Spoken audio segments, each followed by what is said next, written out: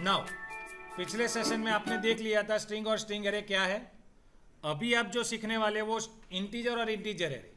Please याद रखना दोनों में डिफरेंस ये है कि जैसे ही स्ट्रिंग अकेला था तो वो एक ही स्ट्रिंग को स्टोर करता था, comment, share, और and string subscribe array my एक से channels. ज्यादा स्ट्रिंग को स्टोर करता था। वैसे ही इंटीजर एक ही इंटीजर को स्टोर करेगा विदाउट डेसिमल पॉइंट, और इंटीजर एरे एक से ज्यादा नंबर्स जिसको डेसिमल पॉइंट के साथ आप स्टोर नहीं कर सकते। So let's start. ये इंटीजर रिसोर्स के लिए देखिए फाइल्स बनानी मैंडेटरी नहीं है कहीं पे भी, लेकिन आप सेपरेट रखेंगे तो जहां कुछ एरर आएगा तो आप सीधा वहां जाकर चेंज कर सकते हैं।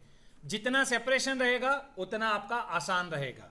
सो मैं आपका integer.xml फाइल बनाकर दिखाऊंगा और एक चीज रेडीमेड भी दिखाऊंगा, जैसे कि सिंगल। अभी ये सिंगल है, उसको हम क्या करेंगे, सिंगल यानी कि किसी ना किसी फाइल में वहां पे रेडीमेड है वहां यूज कर देंगे, लेकिन दूसरा हम बनाएंगे वो integer.xml फाइल बनाकर वहां एरे रखेंगे और वहां से भी एक्सेस करेंगे।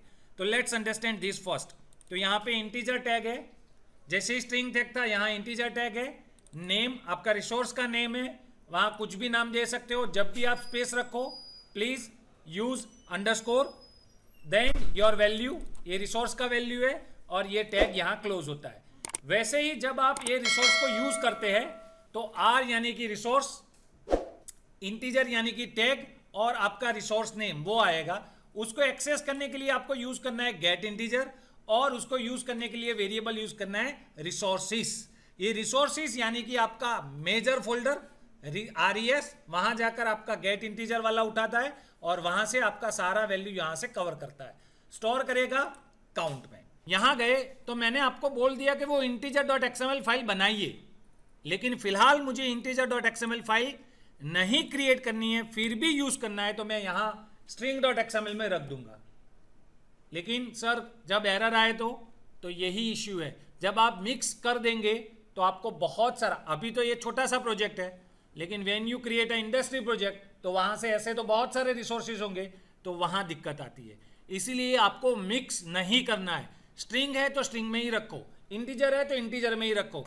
तो let we create a new resource file under the values folder. Right click कीजिए, वैल्यूज फोल्डर पर रखकर राइट क्लिक कीजिए और वहां आपके पास मिलेगा वैल्यूज रिसोर्स फाइल। यहां आपको क्लिक करना है, नाम देना है मैंने जैसे नाम दिया था इंटीजर्स, पीछे XML लिखना नहीं है, जस्ट क्लिक ओके। वो नया फाइल क्रिएट हो चुका है। अब यहां हम दो इंटीजर क्रिएट करेंगे, simple integer and integer array. तो मैं पहले दोनों को क्रिएट कर लेता हूं, फिर आगे यूज करते हैं। तो यहां पे गया, इंटीजर लिखा तो देख लीजिए दोनों आ गए, इंटीजर और इंटीजर एरे। तो इंटीजर को यूज किया, उसका नाम रखते हैं, नाम जैसे कि रोल नंबर, और उसको क्लोज किया। अब जैसे ही क्लोज किया तो बीच में आपको वैल्यू रखना है, फॉर एग्जाम्पल 101। ये मेरा वैल्यू स्टोर हो गया। अब देखिए ये वैल्यू मैंने कहां रखा है, XML में, उसको सेव कर दिया, Ctrl+S। अब इसी XML को मुझे मेरे लेआउट के XML में डिस्प्ले करना है, जैसे कि MPix के पास, मुझे MPix के पास डिस्प्ले करना है। तो उसको डिस्प्ले करने के लिए जरा ध्यान से देखिए, अभी फिलहाल MPix है, कहां जाकर चेंज किया था, तो कोड में गए थे, कोड में गए और यहां हमने ये चीज कहां से लेकर आए वो दिख रहा है, देखिए string_my कॉलेज नेम। अब उसको हटाना है, फिलहाल उसको मुझे हटाना है, और क्या लिखना है वो देखिए, एट इंटीजर लिखना है। कभी कभी आपको टूल टिप जैसा नहीं मिले, हिंट नहीं मिले, स्लैश और आपका नाम था रोल नंबर, ये सेव कर दीजिए। और आप यहां पे आउटपुट में आकर देखिए क्या वो चेंज हो चुका है। So output is there. So XML to XML आपका आउटपुट आ चुका है, देख लीजिए। यहां पे 101 था, अब मैं यहां पे थोड़ा बड़ा सा नंबर कर लेता हूं, फॉर एग्जाम्पल 101010। चेंज किया, जैसे ही आप यहां आएंगे तुरंत ही रिफ्लेक्ट हो जाएगा। सो इतना स्पीड में काम कर रहा है, आपको आना पड़ेगा, जैसे ही आएंगे वो रिफ्रेश अपने आप हो जाएगा। इसीलिए रिसोर्सेज सेपरेट रखो, तुरंत ही अपडेट हो जाते हैं। नाउ ये तो क्लियर हो गया। अब इसका ही XML2 हम कहां यूज करेंगे? कोटलिन। कहां यूज करेंगे? कोटलिन। तो यहां यूज करने के लिए अगेन मैंने वेल लिखा, वेल लिखने के बाद रोल नंबर को मैंने शॉर्ट में लिखा RNO। मैं इसको छोटा कर देता हूं तो आपको दिखाई दे। नाउ मुझे यूज करना है इसलिए रिसोर्सिस डॉट गेट इंटीजर। अब देखो इंटीजर भी आया और इंटीजर एरे भी आया, भूल से भूल मत करना। इंटीजर यूज किया तो इंटीजर यूज कीजिए, एरे यूज किया तो एरे यूज कीजिए। इंटीजर अब कहां है? तो आर में है। कौन से टैग के साथ जुड़ा हुआ है? तो इंटीजर टैग के साथ जुड़ा हुआ है। डॉट कौन से नाम से है? Roll number. बस हो गया। अब ये वैल्यू यहां आ चुका है। अब उसको देखने के लिए मेरे पास 3 तरीके हैं। लॉग कर सकते हैं, टॉस्ट कर सकते हैं, प्रिंट और माफ कीजिएगा, प्रिंट और प्रिंट एलएन भी कर सकते हैं। वो आपको याद है? क्लियर? तो ये 3 तरीके अपना सकते हैं। फिलहाल मैं टॉस से फिर से कर रहा हूं आपके लिए। तो मैंने टॉस लिखा, dot make text method use किया। इसमें 3 पैरामीटर है। पहला पैरामीटर कहां डिस्प्ले करना है? टॉस्ट, यानी कि दिस। क्या डिस्प्ले करना है? तो रोल नंबर। क्या डिस्प्ले करना है? रोल नंबर, यानी कि हमारा RNO, कॉमा कितनी देर तक करना है? तो अगेन टॉस लिखिए, डॉट लेंथ लॉन्ग रख रहा हूं, यानी कि थोड़े समय ज्यादा दिखे, पीछे डॉट शो और यूज कीजिए। तो यहां आपका डेटा सेट हो गया है। रन कर देखते हैं इसका आउटपुट कहां है। तो यहां आपका आउटपुट लास्ट में आने वाला है। सिंटेक्स का फॉर्मेशन सेम है, लेकिन कौन सा डेटा कौन से रिसोर्स के साथ क्या किया उसका मेथड आपको सेपरेट करना पड़ेगा, यानी कि आपको उसको बाइफरकेट करना पड़ेगा। अगर स्ट्रिंग लिया तो गेट स्ट्रिंग, एरे लिया तो गेट स्ट्रिंग एरे, इंटीजर लिया गेट इंटीजर, अगर इंटीजर एरे लिया तो गेट इंटीजर एरे। तो यहां आपका आउटपुट आने वाला है। एमपिक्स ऑलरेडी आ चुका है, यहां एरर आया। सो इसको आपको कन्वर्ट करना पड़ेगा। तो कन्वर्ट करने के लिए मैंने यहां पे मेथड का यूज किया, ट्रू स्ट्रिंग, जो जावा में आप करते थे। क्या किया? अब ये बदल चुका है। अब आपका इंटीजर क्या बन चुका है? स्ट्रिंग बन चुका है। नाउ सेव किया और प्रोग्राम को रन किया। इसकी वजह से आपका एमपिक्स का एप्लीकेशन क्रैश हो गया था, बंद हो गया था। अब देखते हैं क्या होता है। ये कोटलिन का सिंटैक्स नहीं है, फिर से याद कर दो। ये कोटलिन में आया हुआ आउटपुट टॉस्ट में जाने के लिए स्ट्रिंग में चाहिए। अब आपका आउटपुट यहां दिखेगा।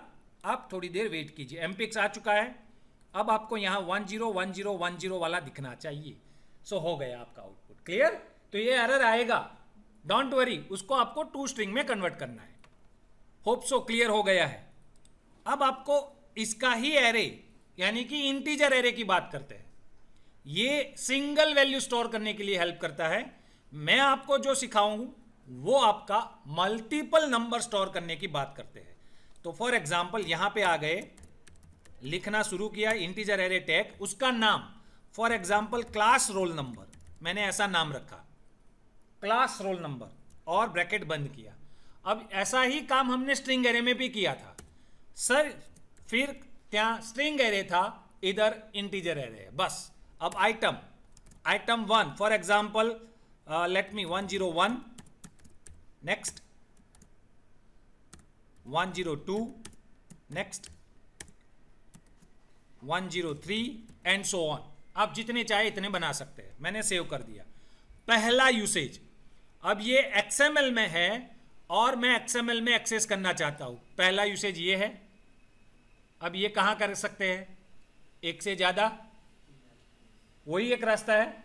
तो अभी हमको वो यूज नहीं करना है, वो सिंपल है, कर ले सकते हैं। ज्यादा अब देखो एट लिख देना है। लेकिन फिलहाल मैं आपको यही एरे यानी कि ये वाला एरे कोटलिन में कैसे एक्सेस करना है, क्योंकि वो सबसे ज्यादा इंपॉर्टेंट है। So let me move. Kotlin में चले गए। अब कोटलिन में गए तो वैसे ही हमने जो पिछला वाले में सीखा था, क्लास रोल नंबर मैंने थोड़ा शॉर्ट फॉर्म रख दिया, इक्वल रिसोर्सिस रख दिया, डॉट गेट इंटीजर एरे आएगा। देख लीजिए integer array R dot array dot आपका क्लास रोल नंबर आ जाएगा। यहां स्ट्रिंग एरे वाला मेथड नहीं है रेडीमेड। स्ट्रिंग में जाएंगे फिर भी एरे ही लिखना है इधर, आर के बाद क्या लिखना है, एरे ही लिखना है। इंटीजर है फिर भी एरे ही लिखना है, क्योंकि वो यहां आकर एरे ही बन जाते हैं। तो एरे डॉट आपका जो आपने डिफाइन किया था रिसोर्स में वो, तो आप सी आर एन ओ में सब कुछ आ गया। अब इसको आप डिस्प्ले करें यूजिंग लूप 1 by 1, दूसरा यूजिंग टॉस्ट 1 by 1, तीसरा log 1 by 1। Now for loop से घुमाते हैं, फॉर लूप घुमाया, सी आर लिखा, इन CRNO लिखा, यानी कि हमारा 1 by 1 रोल नंबर CR में आएगा, और उसको प्रिंट करवाते हैं प्रिंट एलन में, माफ कीजिए, हाँ प्रिंट एलन, और वहां पे CR डिस्प्ले करते हैं। लेकिन याद रखिए जब आप टू प्रिंट में जाते हैं यूज कीजिएगा ट्रू स्ट्रिंग, इफ पॉसिबल उसको यूज कर दीजिए, क्योंकि वो नंबर है।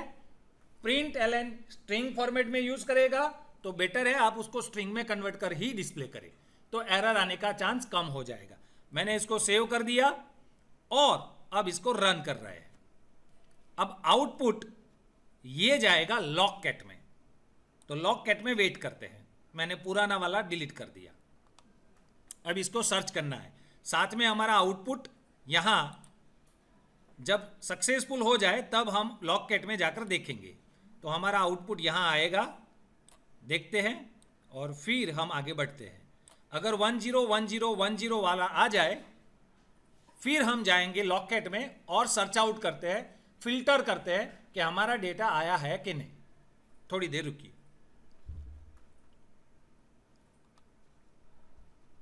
एमपिक्स आ चुका है, पुराना आउटपुट 1010 आ चुका है। अब हमारा आउटपुट ऑलरेडी लोड हो चुका है, तो लेट्स चेक। यहां आए तो यहां हमको सर्च करना है, यहां आपको सर्च करना है ये वाला, ये जो फिल्टर है उसमें जाकर सिस्टम डॉट आउट, क्या प्रिंट, सारा आउटपुट आपको सिस्टम डॉट आउट में दिखेगा। और आप देख सकते हैं 101 इधर है, 102 इधर है और 103 भी इधर है। तो तीन आउटपुट वहां से यहां आ चुके हैं। अगर यहां आ जाए तो फिर आप कुछ भी ऑपरेशन कर सकते हैं, एडिशन, डिलीशन, रिमूव, क्योंकि आपका वेरिएबल बन चुका है कोटलिन का वेरिएबल, आप यूं ही उसके साथ ऑपरेशन कर सकते हैं। Like, comment, share, and subscribe my channels.